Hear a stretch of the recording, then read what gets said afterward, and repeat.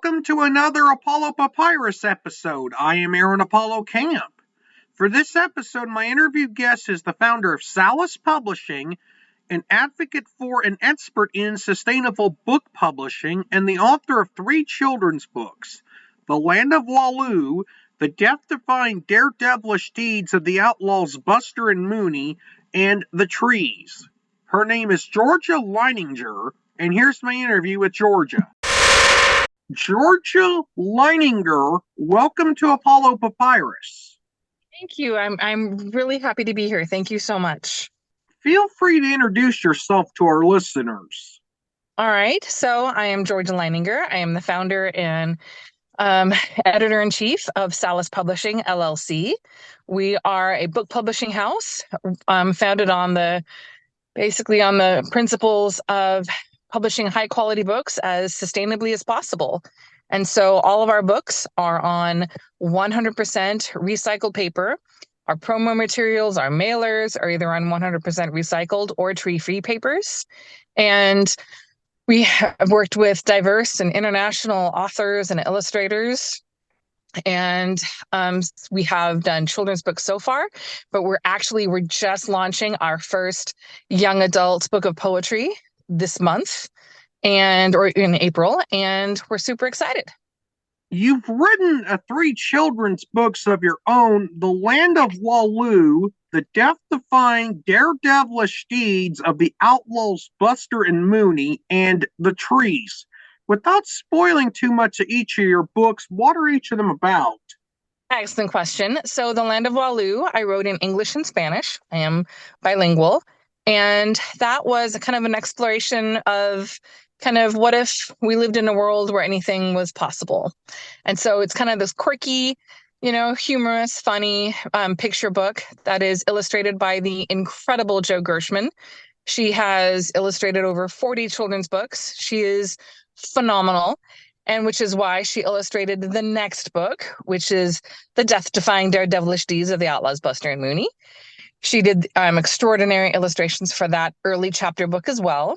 And that was actually based on a real life events, because I had 2 rescue dogs named Buster and Mooney and my 3rd dog Bear, and they were escape artists. And so that early chapter book is about kind of one of their escapes in our little oceanside town that I lived in at the time. And then the 3rd book, The Trees, I wrote and published as I was kind of starting my company. And that was kind of the first one that was on like the 100% recycled paper. And it is illustrated by a little girl named Emma Wally. She was 9 years old at the time of doing her extraordinary illustrations. And Jo Gershman was actually the designer and layout person for that.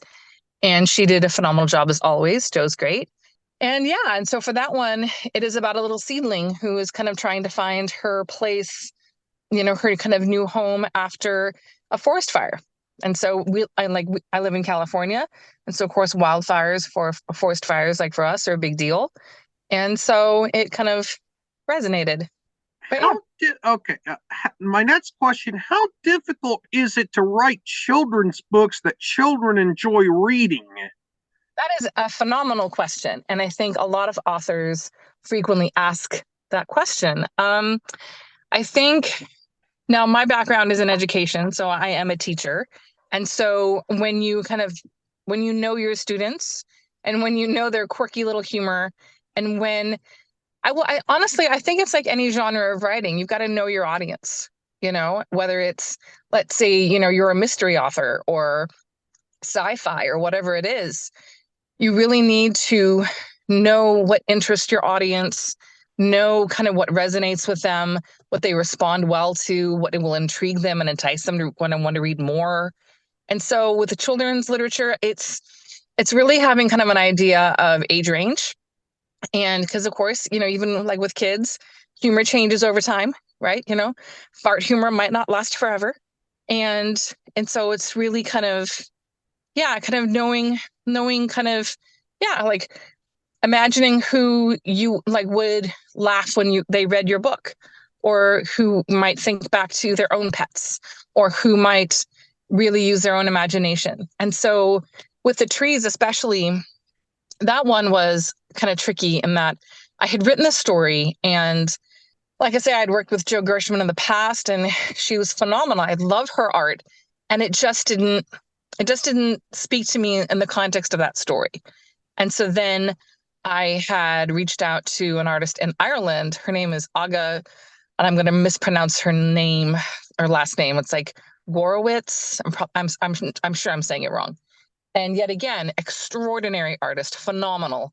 And she even did some sketches of it. Like, I was thinking this and thinking this. And I just thought, like, those are beautiful.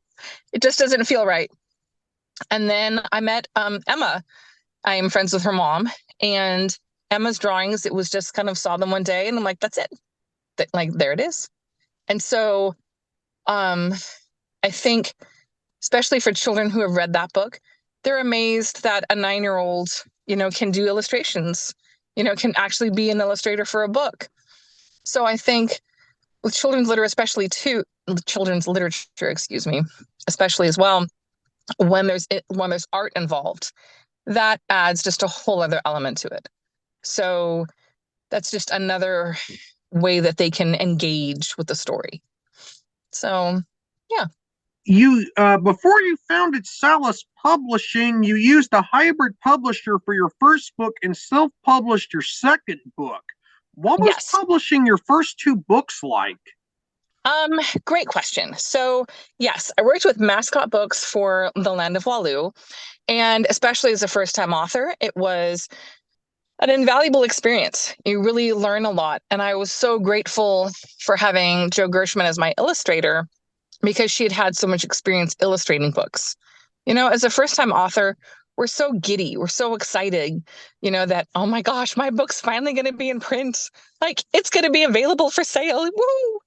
And so when they send the like the rough draft, like the mock-up, honestly, looking back, I would have agreed to anything. It's like, oh, well, that color is a little grainy, or that typeface is a little off there. Who cares? It'll be fine. And having the expertise of Jo Gershman to be like, no, no, no, no, no. This is your book. You want it to look right. This is your book. You want it to, be the best that it can be. And so she was phenomenal in that she kind of taught me basically how to professionally, kindly, and firmly push back and say, let's fix this. We need to tweak this color on this page. We really need to kind of brighten up this yellow. Let's make this, yet again, the best that it can be. And so Mascot, to their credit, was very amenable to all of her corrections. And we went through a few rounds. And the finished product, I am extremely proud of. So what I think drove me to start my own company was, whether it was through hybrid or traditional or even self-publishing, it is really difficult to, right now in publishing, try to publish this like sustainably, 100% recycled paper, tree-free papers. It's difficult. And so I was very frustrated by that. And by the time it was my third book, that's kind of what kind of drove me to start my own company. Now with Amazon KDP for Buster and Mooney, that's print on demand. And honestly, in many ways, print on demand is a phenomenally sustainable form of publishing, because by only printing the number of books that are in demand, you really reduce the amount of waste. And that is one of the major criticisms over time of traditional publishing, in that there is a lot of waste. And traditional publishers will say, oh, but our books get recycled, they get pulped, they get turned into other stuff, blah, blah, blah. Well, like with any kind of form of recycling, books can be recycled. Books can be pulped. Doesn't mean that they are. And so print on demand, and working with Amazon KDP, yet again, especially with Jo by my side, as my illustrator, designer, it was a very positive experience in many ways. But, I really wanted that recycled paper option. And so to do that, I had to kind of break out on my own. Now, you've mentioned quite a bit about your publishing company so far, but I'm going to ask a couple of questions, kind of as one here. Who are some authors other than yourself that publish with Salas Publishing, and what is your role as editor in chief like? Excellent question. Again, man, you're full of great questions. I have worked with a number of authors and a number of illustrators internationally. And so the first author I signed was the phenomenally hilarious Andy Domick. He had worked with a very small publisher to write the book Our Garden. And it was very sweet, wonderful children's book about just the love of, kind of planting a garden, between a parent and a child, and kind of what they can grow. And it was phenomenal. It was very, very sweet. So for his second book, he had this fantastic idea of what if you took the traditional fairy tales that people know and love and ruin them with cabbage. So Andy is a fantastic gardener, but he, cabbage is is his, I wouldn't say enemy, but he is not a fan. And so it was this idea of what if, you insert cabbage into Goldilocks and the Three Bears? What if she eats cabbage instead of just porridge? How can that go wrong? And it was just, I remember reading his manuscript, his first draft, and I, as a grown adult, am busting up laughing. And then I had my own children read it, and they're just beside themselves, like just laughing away. And that was instantaneous. It was just the quality of his writing, his humor. Like I spoke earlier about kind of knowing your audience, and just Andy has such a wonderful knack of really just, knowing his audience and just his level of humor. And he's one of those guys, like in interviews, he is very self-deprecating in his humor. And it's so endearing. And he's just such a good quality person. So I signed him, and then, and he's been just fantastic to work with. We did his second book in that series, where it's The Emperor's New Clothes, completely ruined by cabbage. And yet again, it was just, you wouldn't think like how, and when he pitched the idea to me, I was like, oh, okay. And you read the manuscript, and I was sold. Like, that's it. Yep. Let's go. And so, Marva Diaz was the next author that I signed. She, fantastic. So for her, it was kind of very similar in the way of almost like kind of, J.K. Rowling and Harry Potter. And she had told stories to her sons, and it was kind of bedtime stories. And frequently they were characters within the stories. And it was just heartwarming and endearing and creative and imaginative, and you could, as I read her first one, which was Baby Dragons, it was phenomenal in that you could just imagine it. I could see, these two little boys imagining just a house full of little flying around, baby dragons, and all different colors, and, and just kind of getting into everything, and, being a nuisance and also being absolutely wonderful. And then in the end, they, kind of fly away. And it was so visual, the words just kind of flew off the page, much like the dragons. And so I had to sign her. Like, it was fantastic. And then her second book that we did was The Christmas Witch. And it's the same, boys in it. But the main protagonist is this witch who, she's supposed to love Halloween, and she does. But her favorite holiday is Christmas, and because it's the cookies. And so she just loves Christmas cookies. And so yet again, it's just this engaging and wonderful story of how this witch has to kind of build up the courage to, participate in a Christmas holiday party.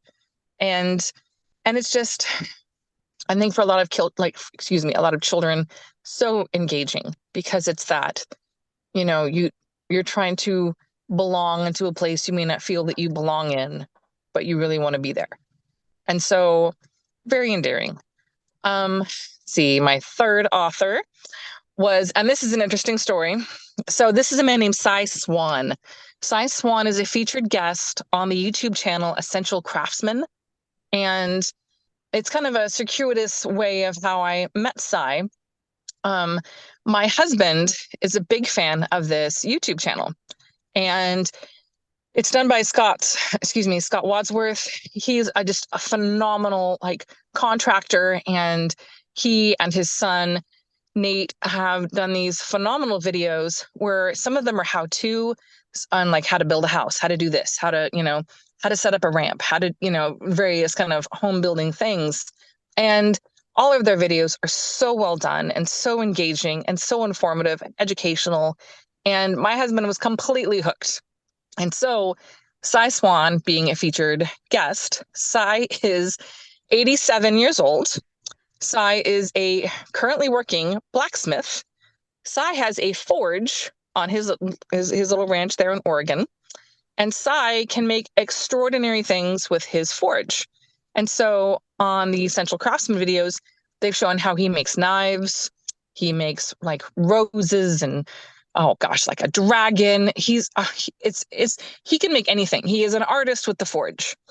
And my husband just loved these videos. And so one day he was telling me about another one. And of course, my husband's birthday was coming up. And so I was like, okay, all right. So I look up Cy's website, Green Valley Forge, and I call and I'm like, okay, I want to order a gift, for my husband. And so Cy and I start talking, and I explain about the husband's gift and all that stuff. And our conversation just kind of flows because with Cy, it's so natural and easy. And he mentioned, after I'd mentioned that, I'm a book publisher, and he said, oh, well, I wrote a story about, oh gosh, maybe 40 years ago. But, my family and friends, they didn't really kind of like it. So I just stuck it in a drawer. And I kind of laughed. It's been in a drawer for 40 years? Well, yeah. And I was like, well, Cy, when you send the gift, if you want, I could read it. And he's like, oh, you wouldn't mind? I'm like, nope, not at all. So he sent it down, and that is the Two Tales of Timothy Mouse that came out in January of this year. And it's done very, very well so far because people just love Cy. And it's this kind of hilarious, kind of dark, a little bit twisted, but just phenomenal story of how this little mouse, Timothy Mouse, kind of faces various forms of trials and tribulations and adversity, and how he kind of comes up with a plan of how to fix it, how to stand up to it. And it was fantastic. And so, yeah, so that's Cy. Then my fourth author is a young poet. This is going to be her first book as well. And yeah, it comes out next month. And she is a co-owner of a bookstore in Sacramento. And we were at an event for the release of Andy's book. And yet again, it's incredible how sometimes it's just conversation that just kind of sparks things. And she had mentioned that she, wrote poetry. And she asked if I wouldn't mind reading it. And I said, well, so far that's not really my genre, but yeah, sure, I'll read it. And so she sent me 80 poems. It was like 84 in the beginning. And they were extraordinary. I use that word a lot, but they were beyond anything that I had expected, because it was kind of about that first love, first heartbreak, unrequited love, picking yourself back up after it. It was so heartfelt and so authentic and genuine and raw and just beautiful. And so here yet again, we haven't published a book of poetry, but after I read it, I'm like, well, now we do. We're going to do this.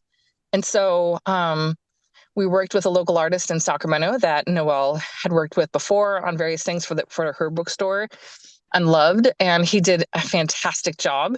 It's very kind of, the vibe is like old time Hollywood. And of course, the title of the book is Best Supporting Actress. And it's fantastic. So with each of my authors, it's been a wonderful experience. I think one of the joys of owning your own company and your own book publishing house is, of course, you get to pick and choose who you work with and who you don't. And because I've read lots of great things by people And if it's not a good fit for me, then I can point them in the direction of, hey, these are some other publishers, or check out, this conference, check out this group, that can really help you with the process. And to your question about what it's like being an editor in chief, and of course, a company founder, you wear a lot of different hats at the beginning, more so than you ever imagine. And every day is, the constant to-do list. But when you can build a team of people that you rely on and you trust and you believe in, like I believe in my authors. And when you speak to, various stores and various retailers and all this, promoting these books, and you're promoting the people, you're promoting the stories. And I love my people. So that makes it a joy. Now, this is a question that if I was doing this podcast 10 years ago, I probably would have never asked anyone. But why are trees an awful source of paper? Oh, that is a fantastic question, and I love it. So, way back in the day, I actually did my master's thesis on the history of paper. And so it fascinated me. And I'm sure today could probably cure some forms of insomnia. So trees. First things first, trees are, and yes, they are in fact an absolute horrible way to make paper because the fiber is too strong. So with trees, to pulp, wood basically into usable, malleable fiber requires a great deal of chemicals, a great deal of water, and a great deal of process, which requires energy. So when we think of kind of, the old books, right, that have stood the test of time, well, that's vellum, of course, animal skin, not great, but very durable. Or, of course, papyrus scrolls. So and of course, papyrus is part of the hemp family, or, so there's 12 different forms, like there's hemp, jute, another one is called kanaf. And way back in 2003, when I was working on my thesis, I discovered kind of kanaf paper and a couple different paper companies that were trying to really promote kanaf. And kanaf is an extraordinary source of paper because it is so malleable, pliable, but also durable. It's efficient. You use a very, very small amount of the chemicals, the water, the time to create paper that is just as strong and durable and high quality as any tree paper. So with tree paper, there is a great deal of waste involved. And so I think as more and more people become more aware of the processes by which we make things, I think we're becoming more aware of, just the inefficiency of how we have done some of these things over time. Like, for example, toilet paper. Why? In this day and age, why do we have, toilet paper that is not from recycled paper? Why are trees being pulped and going straight to toilet paper or paper towels or various things like that? I find that extremely frustrating and yet again extremely inefficient, because to get it from a tree to paper that malleable required a huge amount of chemicals like chlorine, acids, things like that, to really break those fibers down. So there are better ways and more efficient ways and more sustainable ways that we can do things. And I love that you asked that question. And I love that people are really starting to think about those things more and more and more. And you noticed you mentioned Papyrus, and now this podcast is actually named after Papyrus, but I pronounce it Papyrus in the name of the podcast, Apollo Papyrus. Mm-hmm. Yes, it is. I saw that. And that's so cool. So how did you come up with that name? Well, Apollo is my middle name, and Papyrus is a reference to old forms of paper that were made from sedges. Yes. Yep, absolutely. Yep. And when you look at the history of paper and all of the various, kind of incarnations that it has gone through, it's an incredible history. And really kind of the rise of tree paper came from, of course, the colonization of North America, right? When you have Europeans coming over and they're these, millions and millions of trees. And so, of course, in that mindset, it's like, oh, we have a plentiful supply. Fantastic. It's free because we stole it. And, hey, we'll change our process and away we go. And it's just the environmental cost, that has taken on our planet is pretty extensive. So, yeah. How has the book publishing industry impacted global climate change, and how can book publishers mitigate any negative impact they have on the environment and climate? Ooh, big question. I think, okay, so there's multiple factors there to consider. I think initially, 10, 15 years ago, when it was that first rise of the iPad and, the Nooks and the Kindles and all that stuff, the ebook or the kind of the e-version of books. I think that was kind of the first shot across the bow for traditional publishers, in that the way that they had done things before, where, hey, we've run the numbers, we think that this book will sell maybe 10,000 copies. Okay, let's go ahead and print 20,000 copies. And if we can sell 10, great. And, publishing is, of course, a very time sensitive, very time, cognizant, industry, and that it's just kind of like, okay, well, the book did become a big hit in the first year. Gosh, it's taking up storage space. And we want to get those next books. So, well, with these extra, 10,000 copies, we'll sell them to kind of a, wholesaler or warehouse or, discount if we can get it there. We'll donate whatever we can get a tax benefit from, and then we'll just toss the rest. And I think, and that is kind of still the mindset, I think, with a lot of paper books today. So I think, that kind of process, because when you look at other industries, like whether it be, shoes or clothing or any other product in a store, the idea of, you make 20,000, volume of this product, and gosh, if it doesn't sell within the first year, you're going to toss, whatever, the remainder is incredibly inefficient. Like that's, awful. But yet in publishing, that has been the norm. So I think the e-readers really were kind of that first idea of, oh, wait, we could do things in a different way. And then as far as what we can do, to kind of address, environmental changes and environmental impact, some publishers kind of, they're starting to look at the FSC paper, right? The Forest Stewardship Council, and kind of looking at where they're sourcing their papers from, which is a great step in many ways. It is kind of, looking at the source of where your paper comes from, I think is a good step.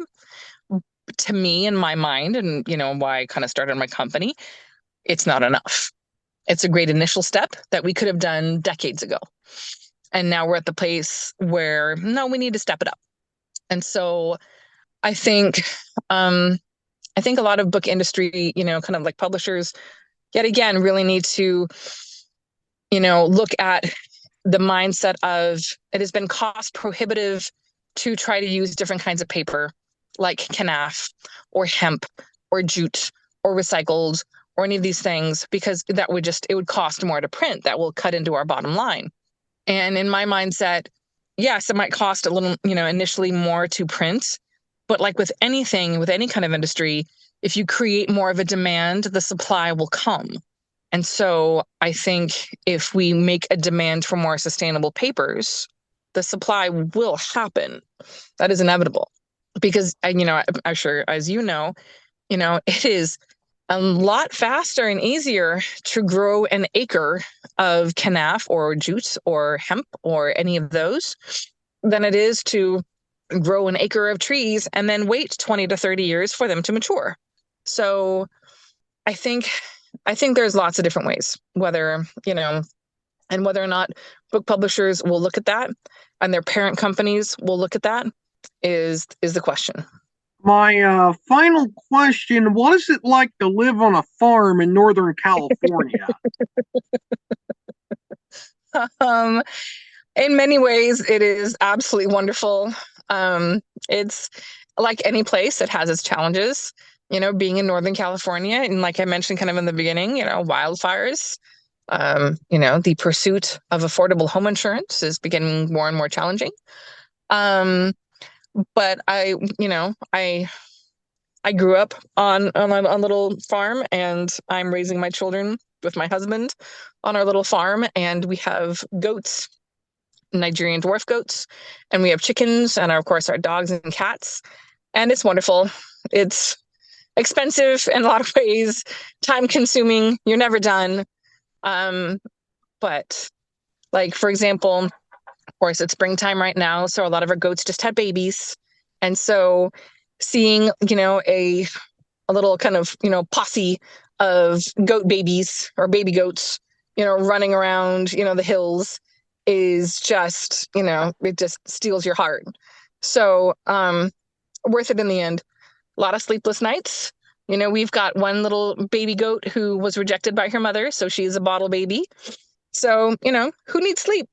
If she needs milk every 3 hours, it's like having a newborn again or whatever. You're warming up a bottle and making it for a baby goat. So it's never a dull moment, but I wouldn't trade it. And I think it is definitely one of the driving forces for kind of why I do what I do, like with my company, is because I think when you're out in nature and outside, we see the effects of climate change. Like I see it on my own land, seasonal streams that have dried up and trees that are dying. And it's just our land is changing, our earth is changing rapidly. And I would like to try to do something about it, whatever I can. Georgia, thank you for appearing on Apollo Papyrus. You were an amazing guest. Oh, thank you so much. I appreciate that. I enjoyed learning about more environmentally sustainable book publishing methods. This is Aaron Apollo Camp reminding y'all to write and read your passion. Bye for now.